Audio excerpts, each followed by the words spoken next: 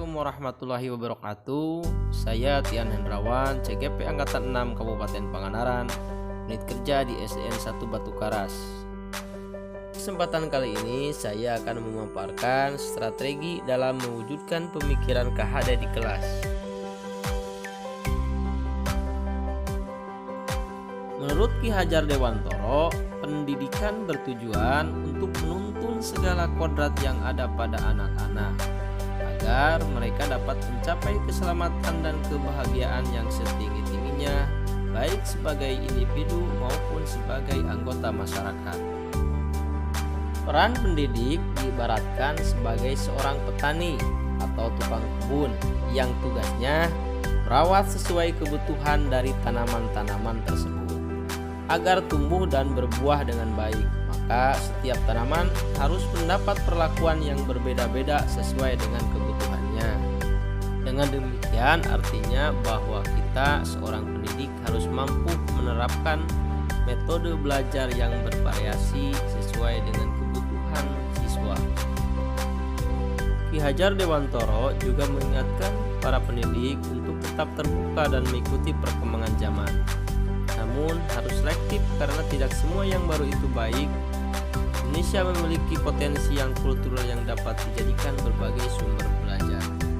Ki Hajar Dewantoro juga menjelaskan bahwa dasar pendidikan berhubungan dengan kodrat alam dan kodrat zaman. Kodrat alam berkaitan dengan sifat dan bentuk lingkungan di mana anak berada.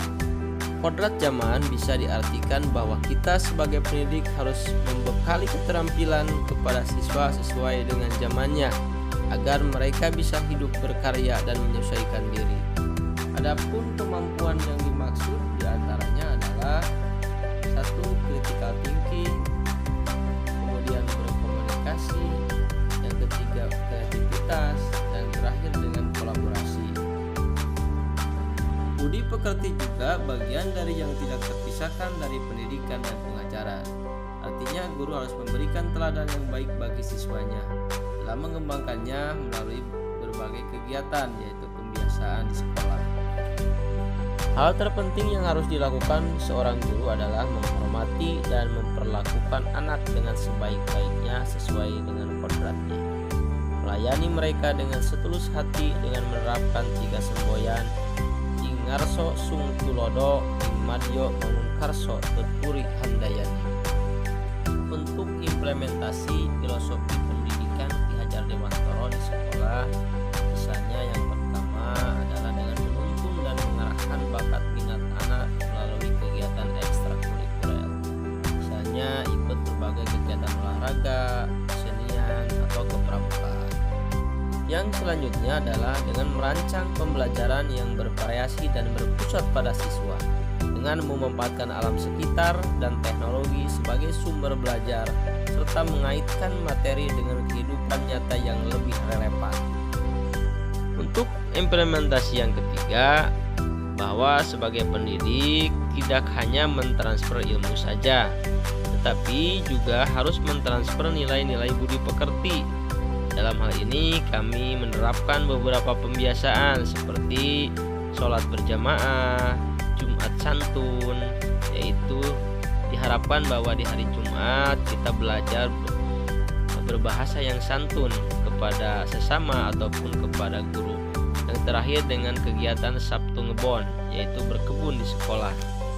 Setelah mempelajari filosofi Ki Hajar Dewantoro, saya semakin paham bahwa menjadi guru di zaman sekarang tidak mudah. Teknologi semakin canggih, tapi di sisi lain moral dan akhlak semakin merosot. Untuk itu, sebagai seorang pendidik, saya harus terus belajar, bersikap terbuka, dan selalu mengembangkan kompetensi sebagai guru. Misalnya dengan mengikuti berbagai pelatihan ataupun seminar, yang salah satunya adalah dengan pendidikan guru penggerak, ataupun ikut dalam berkontribusi dalam komunitas kelompok guru. Demikianlah pemaparan demonstrasi strategi implementasi penerapan pemikiran KHD dalam pembelajaran di sekolah. Salam bahagia dan selalu semangat.